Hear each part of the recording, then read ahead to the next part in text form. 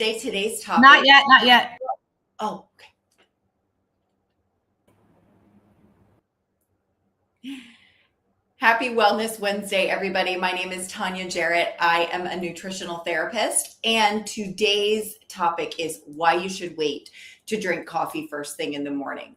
Okay, so before you grab your coffee, not today because we're already into the morning, but for tomorrow, I want you to pause a second because this is a habit that might actually be working against your energy and not for it. Okay, so listen, I'm not here to take away your coffee because I love coffee. Okay, I do have coffee almost every morning. So this is not about deprivation or discipline or saying caffeine is bad. Okay, because I truly don't believe that. But it's about timing. Okay, and about understanding what your body is naturally trying to do in the morning. Okay, so I want to preface this with how people feel generally in the morning. Patients that I talk to, clients I talk to, a lot of people wake up and they feel tired. So they immediately go straight for a source of caffeine. A lot of people go straight for the coffee.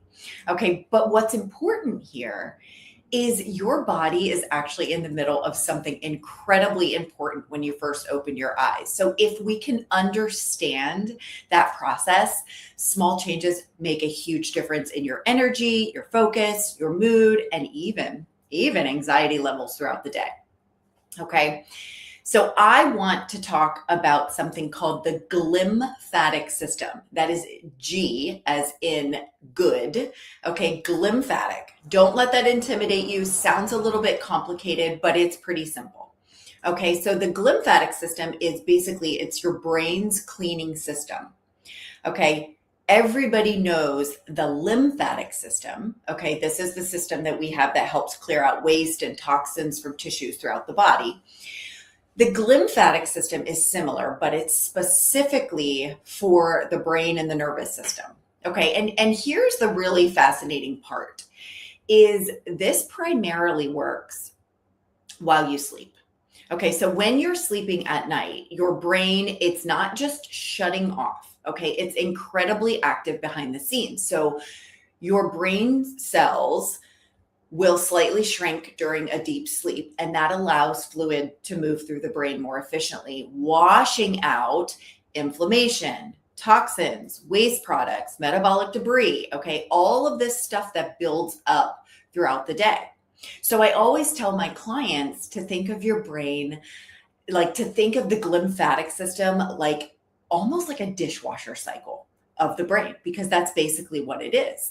So throughout the day, your brain's constantly producing waste from stress and thinking and environmental exposures and even just normal byproducts of metabolism.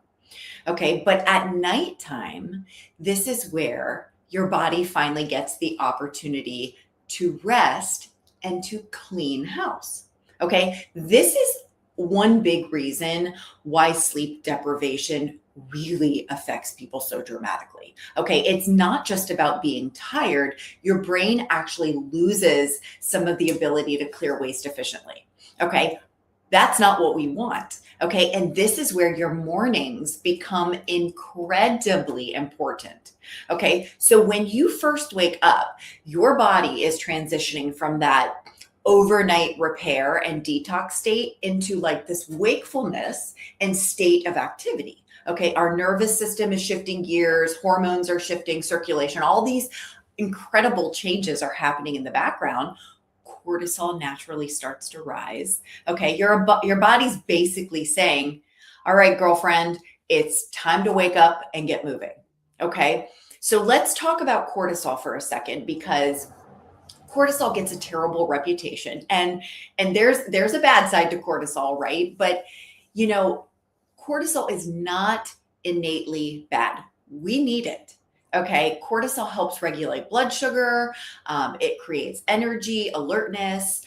Okay, so it's not inherently bad. Okay, cortisol is supposed to naturally rise in the morning. Okay, so we're supposed to have that incline. And that rise is part of really what wakes you up. Okay, so your body has this beautiful built-in wake-up response that naturally happens. This is the intuitive part of the body, which is so amazing. But here's what many people do, guys. The second they open their eyes, before they've even had water, before they've even exposed themselves to beautiful natural sunlight, before movement, before food, they slam their bodies with a cup of coffee or caffeine, whatever it is, energy drink. It's an immediate reaction, okay? And that caffeine is going to stimulate our cortisol and our adrenaline, okay, even more. So instead of this gentle transition into wakefulness, okay, your nervous system is just getting a hard push right out of the gate, okay? For some people, not all people, but for some people, this can create a pattern where we see, let me kind of tell you what I see when I talk to people. Okay, they're feeling anxious in the morning or like jittery. They feel wired but tired. Okay, they become more dependent on caffeine. They're experiencing like a mid-morning crash. Okay, or they feel like I need the coffee to function. It's like intuitively written in their brain. I need the coffee to function. And that's important because many people think the coffee is giving them energy when sometimes it's really kind of just covering up the dysregulated stress hormones. Okay. Again, does not mean coffee is evil. Organic, mold-free coffee, I love you. Okay. What it means is we need to work with the body's natural innate rhythm instead of overriding it. Okay. And this is another thing that a lot of my clients have to understand. They know it intuitively, but they kind of forget about it. When you wake up, okay, most of the time people are dehydrated, okay, because you've gone all night without having any fluids. And then if you immediately add caffeine, which can be dehydrating for some individuals, okay, you're not supporting the brain and the nervous system very well first thing in the morning. Okay. The brain, the nervous system needs hydration. The lymphatic system, the lymphatic system needs hydration. Okay.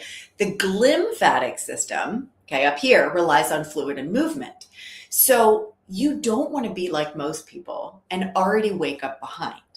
Okay, so one of the simplest things you can do in the morning is not necessarily adding more stimulants right away. It's just supporting the systems that the body already has. Okay, and to be very clear, this is incredibly important for people who already struggle with poor sleep cycles, anxiety, brain fog, headaches, hormonal imbalances, insulin resistance, blood sugar dysregulation, prediabetes, diabetes. Okay, so very, very, very important. Okay, this does not mean that everybody has to wait exactly 90 minutes for coffee. Okay, it does not mean that. That's kind of like a sweet spot. But I don't want you to become obsessive about this 90-minute time frame. It's not about perfection, but it's about awareness, okay? So even delaying your coffee by 30 to 60 minutes can make a huge noticeable difference for a lot of people, okay? Huge. I've seen it myself. A lot of my clients and patients do this, okay? So think about delaying your coffee minimally 30 minutes, 90 minutes is optimal. Okay. So what you should do instead when you wake up, first hydrate. Okay. Bonus, you can add in minerals, electrolytes, because those are incredibly important for the nervous system and hydration status. So water first thing in the morning. Okay. Hydrate. Second, get light in those eyes. That natural sunlight, guys, these are free things, right? Well, maybe not the minerals, but water, sunlight. These are free things that help regulate rhythm. Okay, so natural sunlight is key to regulating circadian rhythm, helping the cortisol timing, helping the melatonin production later at night so that we're not having these dysfunctional swings. Okay, so I'm not saying you have to be outside for a half an hour, but stepping outside for 5, and I have a window right here and it's gorgeous outside right now. So even for 5 to 10 minutes can help. Okay. Third, movement. Nothing crazy.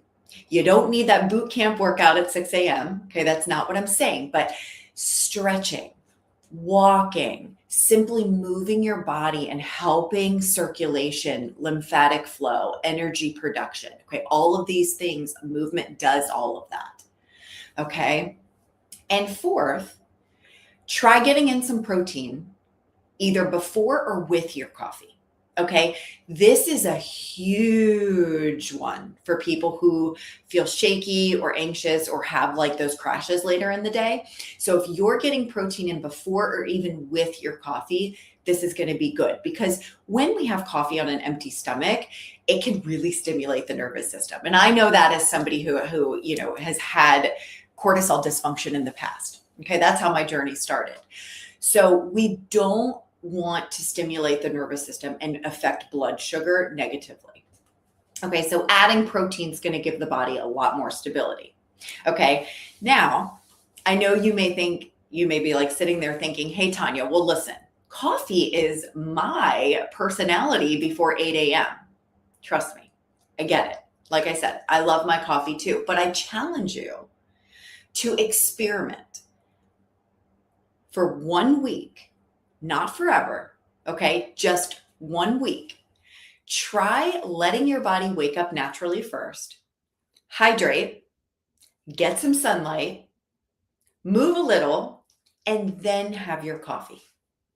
And just observe, okay? Pay attention to these few things. Pay attention to your cravings throughout the day, your energy levels.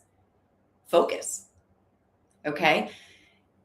Are you having an afternoon crash? Okay. Is there any like anxiousness throughout the day? Okay. What is your sleep like? Because sometimes the smallest shifts create the biggest changes. And while I love that we're in this world of biohacking, because it is kind of so cool, people need to get back to the basics.